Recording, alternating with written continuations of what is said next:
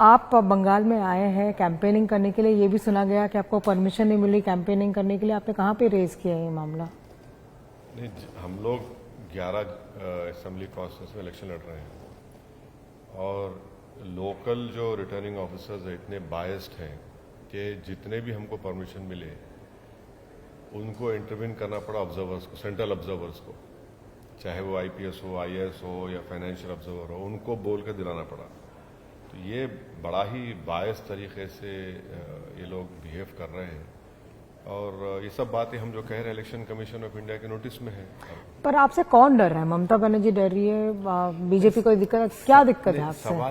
सवाल डर का नहीं है। सवाल जब हम बोलते हैं कि इलेक्शंस फ्री एंड फेयर होना चाहिए, तो फ्री एंड फेयर कैसा होंगे जब आप हमको परमिशन के लिए रोक रहे हैं? तो खैर ठीक है, ये तो होते रहता है और हम अपना काम कर रहे हैं। कैंपेन हो चुका है फर्स्ट फेज का, अब सेकेंड फेज का। आज 2 मुकामात पर कॉन्स्टिट्यूंसी 3 कॉन्स्टिट्यूंसी में हमको जाकर पब्लिक मीटिंग। क्या देखते हैं हम, जिस तरह की वोटिंग हुई पहले फेज में, उसके बाद बीजेपी का मानना है कि वो 100 के ऊपर है, ममता बनर्जी भी अपना दावा दे रही है। अब तो सब दावा ही करते हैं ना, कौन सी पार्टी कहेगी जिसमें हम भी शामिल हैं कि हम नहीं जीत पाएंगे? तो सब लोग दावे करते हैं और जनता ने जिसको वोट देना है वो वोट का इस्तेमाल की। ये बात अच्छी है कि पोलिंग परसेंटेज बहुत अच्छा रहा और उसके कई वजह हैं। एक तो एक एसआईआर में डिलीशन हो गया था और माइग्रेंट लेबरर्स भी बहुत से भारत के कोने कोने से आए, उनको इस बात का भी एक अप्रीहेंशन था कि शायद उनका नाम निकाल दिया जाएगा और फिर वो एडजुडिकेशन लिस्ट ट्राइब्यूनल में जाओ।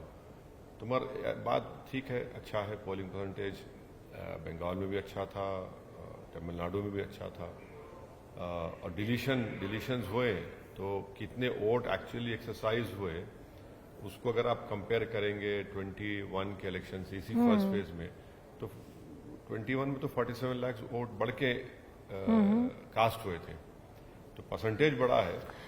आपको लगता है कि ये this is a vote against SIR? SIR हमारा मानना शुरू से है कि एसआईआर को आप सिटीजनशिप से इसको कनेक्ट नहीं करना चाहिए था। ईसीआई को राइट नहीं है सिटीजनशिप को डिसाइड करना, ये तो मिनिस्टर ऑफ होम अफेयर्स का काम है। एनपीआर एनआरसी अगर करना चाहे तो उसको रूल्स भी हैं। अब जनता में तो अप्रीहेंशन था और उसी वजह से लोग बहुत दूर दूर से आकर वोट डालें। माइनॉरिटीज में जिसके लिए आप कैंपेन करते हैं, जो आपकी पार्टी ने जिनको टिकट भी दिया है, माइनॉरिटीज में सबसे बड़ा मुद्दा क्या है इस इलेक्शन में? ये माइनॉरिटीज के पास कोई ऑल्टरनेट नहीं है। 50-60 साल पहले पंडित नेहरू के जमाने में कांग्रेस ही थी और नेहरू जी के जमाने में एक इंसिडेंट हुआ था हजरत बल में, जहां पर प्रॉफिट मोहम्मद सल्लल्लाहु अलैहि वसल्लम का मोए मुबारक बोलिए वो चोरी हो गया था।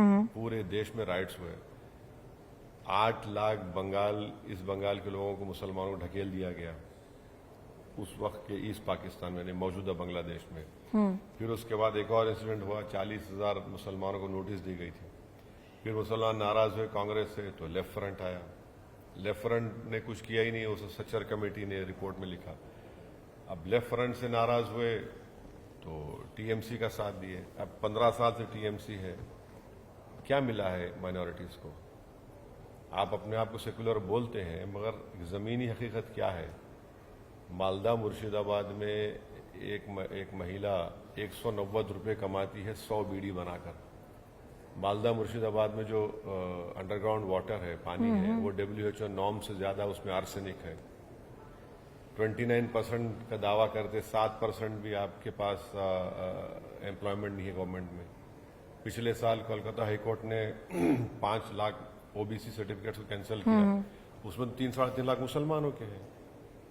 बीजेपी को लाने वाले ममता बनर्जी दमदम कॉन्स्टिट्यूंसी से 98 में तो पहले बीजेपी का एमपी किसने बनाया? ममता ने बनाया।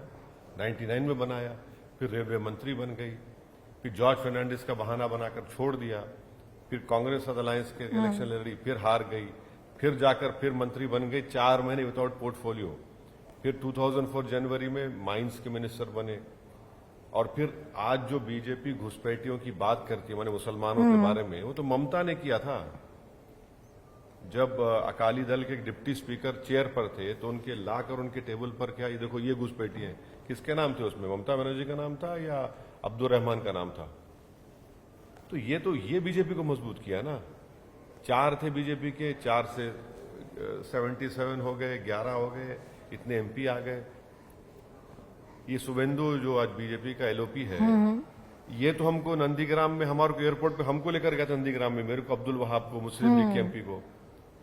अब वो बीजेपी में है, बड़ी बड़ी बातें करता है। तो ये तो सब आप ही ने किया, पूरा माहौल आपने बना के दिया बीजेपी को। राहुल गांधी भी आए। राहुल गांधी ने जो पहले इलेक्शन जिस फेज में उस दिन राहुल गांधी ने आके कहा कि टीएमसी को साफ गवर्नेंस नहीं दिया टीएमसी ने, और उन्होंने बीजेपी को लाया। ये जो हमको गाली देते उनको सुनना चाहिए उनकी बात।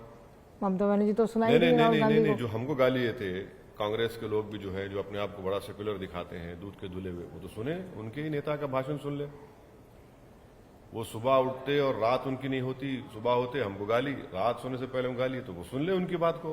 पर ममता बनर्जी तो कह रही कि राहुल गांधी गलत ही बोल रहे हैं। अब राहुल गांधी गलत बोल रहे वो हमको नहीं मालूम, और ममता बनर्जी ने मुसलमानों को सिर्फ एज अ वोटर इस्तेमाल किया है, उनके लिए कुछ नहीं किया है। सिटीजन्स अगर उनको बनाते, सिटीजन विद राइट्स होते तो उनको राइट्स मिलते थे। इसने कहा था कि वक्फ के कानून को मैं इंप्लीमेंट नहीं करूंगी, बाद में बोला। अब रजिस्ट्रेशन जो पोर्टल पे हो रहा है, कई वक्फ प्रॉपर्टीज तो गई नहीं पोर्टल के ऊपर, और पूरे गवर्नमेंट उसको डिक्लेयर कर दिया गवर्नमेंट लैंड। रूरल एरिया में चले जाइए आप, गवर्नमेंट लैंड बोल दिया, ईदगाह को, मस्जिद को। तो ये सब चीजें हो रही हैं।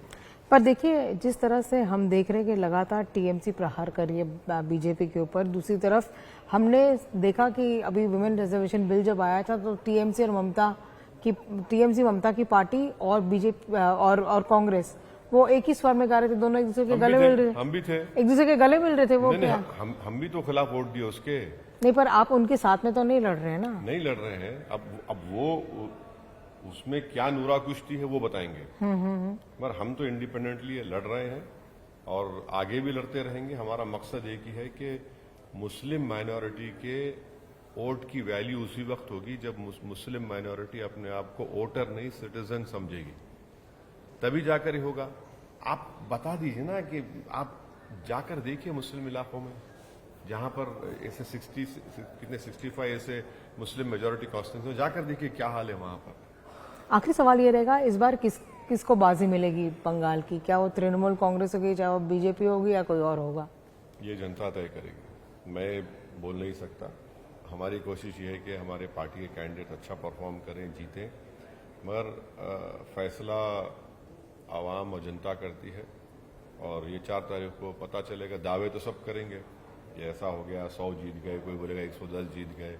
अब ये सब दावे करने वाले कैसा दावा कर रहे हैं वो तो मुझे नहीं मालूम। हो सकता है कि उनके पास बड़े बड़े सेफोलॉजिस्ट होंगे और बड़ा माइन्यूट उन्होंने कैलकुलेशन किया होगा, पर फिर भी 4 तारीख तक हम तमाम को वेट करना पड़ेगा। एचएम कहते हैं कि टीएमसी में घुसपैठियों को संरक्षण दे रही है, टीएमसी कह रही है कि गृह मंत्रालय कुछ नहीं कर रहा है।